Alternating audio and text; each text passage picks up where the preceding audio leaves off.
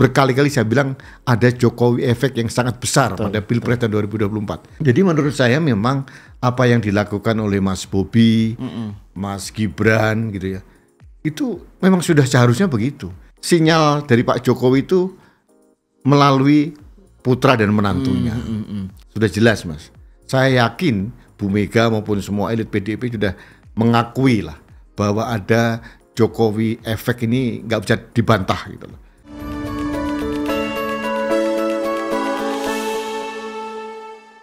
Halo, selamat siang. Saya Gibran Rakabuming mengajak seluruh warga untuk berbondong-bondong ke TPS di 14 Februari nanti untuk memilih PDI Perjuangan dan Pak Ganjar. Terima kasih. Assalamualaikum warahmatullahi wabarakatuh. Salam sejahtera untuk kita semua. Saya Muhammad Bobi Afif Nasution, Wali Kota Medan, ingin menyampaikan dan ingin mengajak untuk sama-sama kita bisa memilih pemimpin yang sudah jelas track recordnya seperti Bapak Ganjar Pranowo untuk bisa kita pilih pada Pilpres 2024 nanti. Dan untuk seluruh kader PDI Perjuangan dan seluruh simpatisan, ayo kita menangkan PDI Perjuangan hat-trick khususnya di Kota Medan, dan kita ajak masyarakat Kota Medan untuk memilih PDI Perjuangan. Merdeka!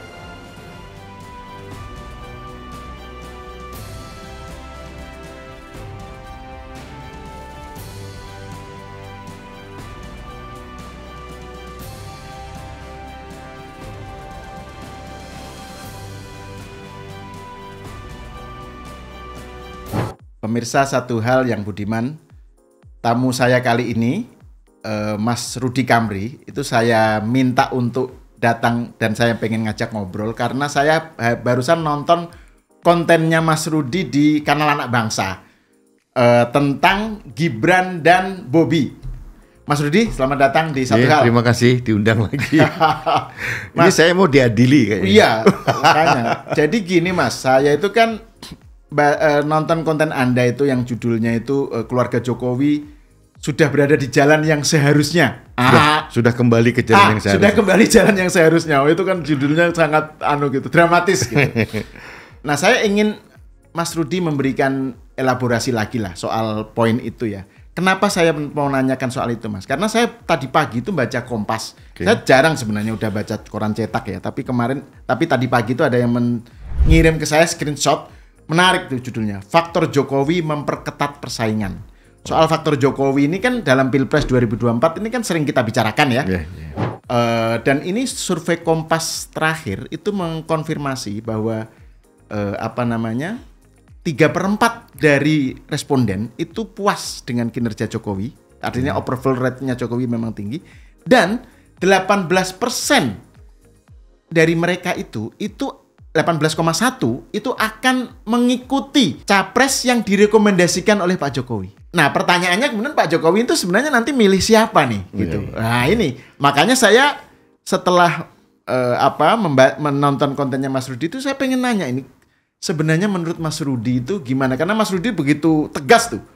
Keluarga Jokowi sudah kembali ke jalan yang seharusnya. Silakan Mas. Ya, terima kasih. Mas Sahel, terima kasih diundang lagi. Yang pertama Mas, mau disclaimer dulu karena ada beberapa yang protes. Mungkin karena beberapa orang kita itu minim literasi, tidak mau baca secara keseluruhan, apalagi melihat, dianggap keluarga Presiden Jokowi sudah kembali ke jalan yang benar. Salah loh itu. Saya bilang yang seharusnya loh. Nah, kenapa yang seharusnya Mas? Karena saya mempunyai premis yang jelas bahwa keluarga Presiden Jokowi, mulai Pak Jokowi, Pak Gibran, kemudian Pak Bobi, ini kan harus kita akui, yang melahirkan ke kancah perpolitikan nasional itu kan PDIP, Mas. Pak Jokowi 2 kali wali kota, 1 gubernur, kemudian 2 kali presiden, itu kan PDIP menjadi pengusung utama. Gitu. Nah, juga dengan putranya Gibran maupun Bobi Nasution di Medan. Nah, artinya sebetulnya seharusnya memang dari awal harus ada sinyal jelas dari keluarga Presiden Jokowi untuk mendukung PDIP dan calon yang diusung PDIP. Ini seharusnya. Nah, beberapa bulan terakhir kan sempat ada gonjang-ganjing Mas. Ada macam-macam dan karena apa? Tidak ada sinyal yang jelas. Contoh Pak Gibran sering dikunjungi Pak Prabowo. Masih ada wacana pengajuan usia 35 tahun untuk wakil presiden di MK. Jadi pemaknaan dari publik itu jadi gaduh riuh karena belum ada kejelasan. Apalagi di jalan-jalan di baliho-baliho itu gambar Pak Jokowi dengan salah satu capres itu kan Prabowo lah, dengan Prabowo. Waduh, kemana-mana Mas. Iya, Dan itu dikomentar langsung oleh Pak Jokowi loh ya. Nah, pada saat pidato kenegaraan Pak Jokowi sudah memberikan klarifikasi. Pertama, dia bukan lurah dan dia tidak ikut campur. Tapi agak sulit ya, Pak Jokowi tidak ikut campur ya. Ya, bukan berarti saya mendorong presiden ikut campur, tidak. Tapi ya harus kita akui bahwa menurut saya orang yang paling berpengaruh secara politik dan masyarakat di Indonesia sekarang itu adalah Presiden Jokowi, bukan ketua umum partai yang lain. Meskipun Pak Jokowi bukan ketua umum partai, bukan juga ketua dari koalisi partai. Tapi pengaruh di masyarakat itu kan berkali-kali saya bilang ada Jokowi efek yang sangat besar pada Pilpres tahun 2024. Dan tadi terkonfirmasi oleh hasil survei Kompas terbaru ya. Jadi menurut saya memang apa yang dilakukan oleh Mas Bobi, Mas Gibran gitu ya, itu memang sudah seharusnya begitu. Dan menurut saya ini kan sedang ditunggu-tunggu masyarakat nih. Karena sinyal itu harus jelas Mas. Nah, jangan sampai ada perspektif bahwa keluarga Pak Jokowi berkhianat pada PDIP. Ini kan nggak bagus. Betul. Nah itu dari dua video yang kita putar tadi Mas ya. Yang saya ambil dari kanalnya, dari kontennya Mas Rudi itu. Video Gibran dan Bobi ya. Itu kan sebenarnya kalau pakai bahasa Jawa itu udah cetha welo-welo ya. Udah jelas dengan sendirinya bahwa kedua orang ini, kedua anak dan menantu Pak Jokowi ini menyatakan ayo pilih Ganjar Pranowo, pilih PDIP. Itu kan sudah cetha welo-welo ya. Nah itu jadi upaya untuk menarasikan bahwa keluarga Jokowi atau Jokowi sendiri ke lain hati itu gimana itu menurut Anda? Sekarang sudah terbantahkan Mas. Nah, karena kenapa saya katakan bahwa judul saya itu adalah sudah kembali ke jalan seharusnya, karena seharusnya dari dulu memang sudah ada sinyal jelas. Karena belum ada sinyal yang jelas, akhirnya perspeksi dari masyarakat macam-macam gitu. Jadi artinya menurut saya memang harusnya seperti ini gitu. Dan sekarang ini tidak ada lagi bahan dari lawan atau dari kubu-kubu yang lain yang tidak mendukung Mas Ganjar untuk membuat gorengan narasi lagi, sudah nggak bisa lagi. Nah, katakanlah apa yang dikatakan oleh Bobi maupun Gibran itu adalah instruksi dari DPP PDIP misalnya. Seperti apa yang dikatakan oleh Gibran. Tapi kan kita lihat Mas, kita berdua itu kan orang yang sudah makan asam garam tentang komunikasi. Bagaimana komunikasi publik itu orang ini jujur atau enggak, pura-pura atau enggak. Kan terlihat dalam video tadi. Yang paling kuat itu adalah Bobi Nasution, kuat sekali dia. Jadi tidak mungkin dilakukan dengan setengah hati gitu loh. Nah, apalagi yang kemarin Gibran juga di acaranya PSI juga dengan terang benderang firm dia di garis PDIP gitu. Jadi kalaupun dia ke PSI itu dia ke rumah teman. Nah, istilah dia kan rumah begitu. Teman ya. Mampir ke rumah teman ya. Mampir ke rumah teman. Bukan rumah sendiri gitu. Nah, betul. Ini penting sekali gitu loh. Jadi dan saya mempunyai keyakinan Mas Al, apa yang disampaikan oleh Gibran maupun Bobi tidak mungkin tanpa arahan dan persetujuan Pak Jokowi. Dan kita jangan berharap menurut saya, jangan berharap Pak Jokowi ngomong saya Joko Widodo mendukung Ganjar Pranowo, tidak mungkin lah. Pak Jokowi itu presiden gitu. Nanti pasti akan menjadi digoreng ke sana kemari, diserang ke sana kemari. Jadi menurut Mas Rudi sampai akhir masanya kapan sih itu sampai Oktober lah gitu ya, Pak Jokowi tidak akan menyatakan menurut eksplisit ya, kan dia masih presiden masih Mas masih jadi maksudnya suasana sikap Pak Jokowi yang yang diem begitu ya, artinya tidak menyatakan eksplisit itu akan terjadi sampai akhir menurut saya demikian. Dan menurut saya sinyal dari Pak Jokowi itu melalui putra dan menantunya. Nah ini Mas, kaitannya dengan Pak Jokowi ini kan kalau dari yang saya tangkap nih dari Mas Rudi kan sebenarnya Pak Jokowi itu dari awal memang nggak mungkin lah mengkhianati Bu Mega lah, nggak mungkin pindah ke lain hati lah gitu.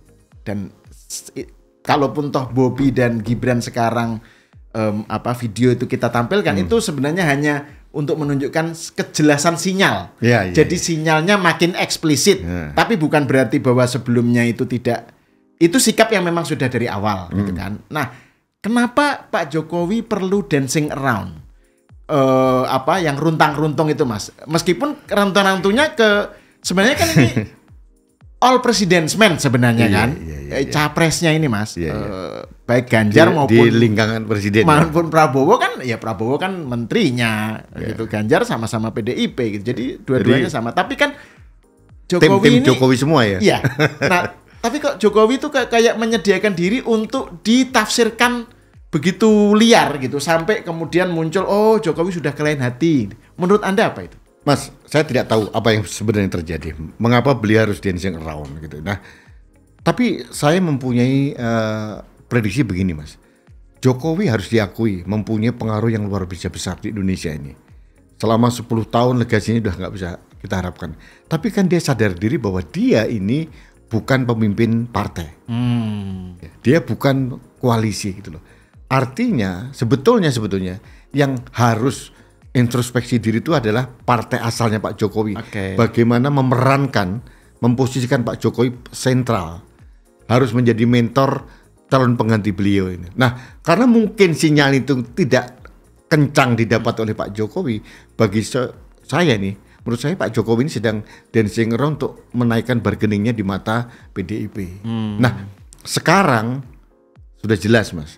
Saya yakin Bu Mega maupun semua elit PDIP sudah mengakui lah bahwa ada Jokowi efek ini nggak bisa dibantah gitu loh.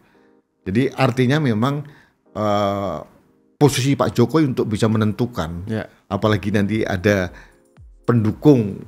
Iya, itu 18,1%. Nah, itu luar biasa besar. Itu itu betul-betul menjadi game changer itu. Iya. Jadi sesuatu yang bayangin kalau Ganjar dan Prabowo head to head dan selisihnya hanya katakan aja di bawah 10%, terus ada 18% dari pendukung Jokowi yang kan manapun Jokowi berlabuh, pilihannya ke situ ya game over gitu. Nah, jadi saya kira menurut saya nih ya, saya nggak tahu apa yang sebenarnya terjadi. Menurut saya ini adalah cara seorang Pak Jokowi untuk memainkan bahwa saya ini masih punya peran, saya masih punya pengaruh dan saya ingin berkontribusi untuk mengamankan calon dari PDIP. Itu mungkin caranya. Makanya kemarin saya mimpi, Mas.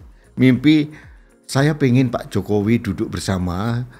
Ini mimpi serius atau mimpi serius berharap? Mimpi kebangsaan ini, Mas. Oke. Kayak Abdul Somad aja pakai mimpi. Saya mungkin ini bukan mimpi benar ya, tapi impen-impen orang bisa Jawa ya. Jadi karena kepinginan harapan saya sehingga mimpi Pak Jokowi ketemu Pak Bu Mega duduk bersama. Kalau bertemu mereka sering lah. Tapi berdialog intens dan bersama-sama menentukan langkahnya seperti apa. Jadi itu menurut saya yang sangat indah. Dan kalau itu terjadi, Mas, ada narasi sama yang dilahirkan antara kedua pemimpin ini, selesai, tidak ada lagi. Meskipun Pak Jokowi tidak perlu ngomong saya mendukung Ganjar, tidak perlu lah. Tapi sudah ada.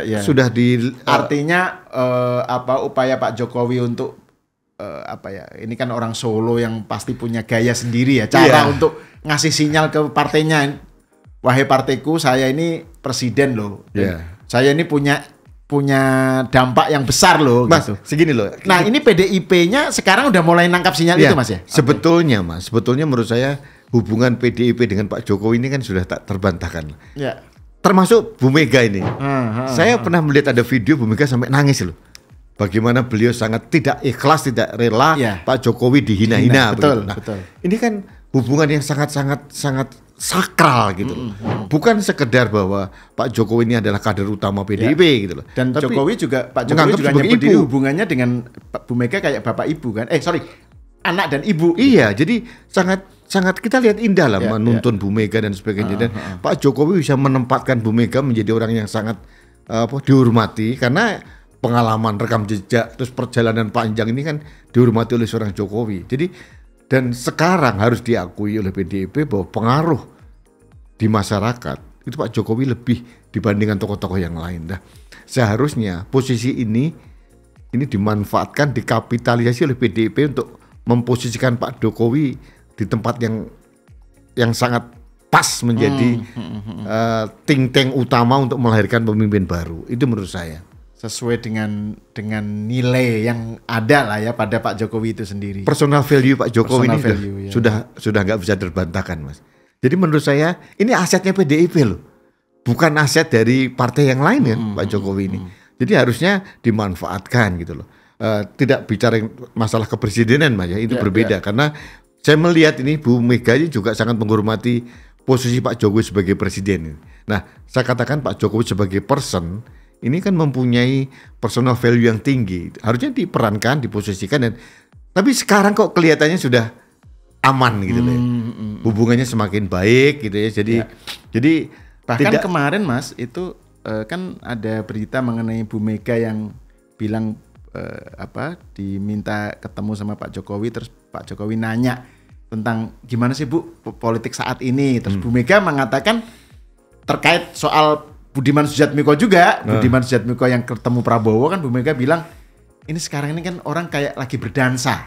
Nah ini pakai istilah dancing juga ini. Ya, dancing ya berdansa kan lagi ada yang berdansa sendiri, ada yang berdua, ada yang terus juga ada yang pakai rock and roll, ada pakai musik K-pop, musik dangdut macam-macam. Jadi ini lagi masa begitu gitu. Jadi ini Pak Jokowi kata Bu Mega, Pak Jokowi itu saya kasih gambaran tentang situasi sekarang berdansa gitu, tapi Pak Jokowi oleh Bu Mega disarankan untuk tetap menengowai kerja gitu. Diam aja, kerja aja yang baik. Jadi ini kayak semacam sinyal ya, ada saling mutual understanding gitu. Kesan saya sih Mas. Saya kira begitu kok Mas. Saya sependapat bahwa sekarang ini apalagi yang saya katakan tadi sesuai dengan tema utama ini. Keluarga Pak Jokowi ini sudah sudah on the track menurut saya. Sesuai dengan partainya, itu adalah partai Banteng Moncong Putih, dan saya kira sudah proper lah gitu. Jadi artinya tidak lagi kita perlu ada multi interpretasi dari apa yang dikatakan Pak Jokowi atau Gibran, lagi sudah nggak bisa lagi. Ya, betul. Sudah yang tadi Mas saya katakan bahasa Rusianya itu cetowelo-welo gitu. Cetowelo-welo. Iya itu makanya. Iya. Jadi udah nggak butuh lagi over interpretation lah gitu istilahnya itu. Sudah. Nah, terakhir nih Mas, dengan situasi semacam ini kan tadi ada bahwa Pak Jokowi itu sebenarnya setidaknya menurut Mas Rudi kan pada dasarnya memang nggak pernah pindah ke lain hati gitu kan, nggak mungkin lah berkhianat gitu. Tapi kan dia perlu dancing around untuk memberi sinyal ke Bu Mega dan ke PDIP bahwa Pak Jokowi ini ada faktor Jokowi efek yang harus diperhitungkan. Nah kan, tapi kan tetap ada kelompok pihak lain, katakan aja kubu Prabowo yang mengkapitalisasi kedekatan Pak Jokowi dengan Prabowo gitu kan. Ini menurut Mas Rudi gimana menyikapinya? Nah, politik Mas. Politik itu adalah pencitraan gitu. Jadi selalu mengkapitalisasi apapun yang bisa menguntungkan dirinya gitu. Termasuk hubungan kedekatan Pak Jokowi dengan Pak Prabowo. Nah, ini saya tidak menyalahkan Gerindra, memang seperti itu. Dan sempat pada saat Pak Jokowi dancing around itu kan sinyal-sinyal itu seolah-olah kan diberikan dukungan. Nah, ini juga menurut saya, mohon maaf saya sebagai rakyat memberikan masukan juga kepada Presiden bahwa hati-hati nih dalam perpolitikan ini, apapun narasi atau mungkin semacam bercanda atau apa itu bisa dimaknai berbeda gitu. Nah, pidato misalkan, nanti saya ini lawan saya 2 kali, setelah ini Pak Prabowo ya. Nah, ini kayak dipakai jadiin value. dong. Nah, jadi menjadi istilahnya anak sekarang PHP itu loh Mas. Nah, ini hati-hati ya. Ke depan mungkin jangan sampai sinyal-sinyal kedekatan itu bisa dimaknai berbeda. Dan bisa juga makna itu mungkin bagi PDIP juga berbeda gitu loh Mas. Jadi ke depan memang harus ada mawas diri banyak hal Mas. Semua orang harus introspeksi diri, termasuk yang paling penting Mas. Saya mau kesempatan ini mau ngomong nih bahwa kita ini krisis etika dan fatsun politik ya. Bahwa yang dulu saya pernah dengar itu, kita pernah bicara, yang benar itu belum tentu benar. Betul, ini betul. Penting Mas. Kalau kita sih apa yang kita cari sih Mas? Kita kan dukung Pak Jokowi dari dulu kan nggak pernah pengen jadi menteri gitu loh. Kita gini-gini aja. Gini-gini aja, nggak pernah pengen jadi komisaris gitu apa. Tapi yang kita inginkan adalah edukasi itu loh. Ini apa sih yang kita wariskan sekarang? Loncat-loncat segala kesana kemari itu boleh lah. Tapi kan kita lihat nih, beretika atau tidak nih? Gitu loh. Kalau saya loncat ke rumah tetangga saya tanpa izin itu bukan hanya menyalahi aturan, tapi juga secara fatsun dan etika tidak baik. Nah, hal-hal seperti ini yang harus kita kembangkan lagi. Dan saya mohon politisi ini yang mereka kan setiap omongan tindakan kan menjadi spotlight. Harus hati-hati. Saya wanti-wanti nih, jangan sampai generasi milenial, generasi Z ini itu melihat sesuatu itu yang jadi dianggap benar gitu. Karena udah terbiasa dilakukan ya.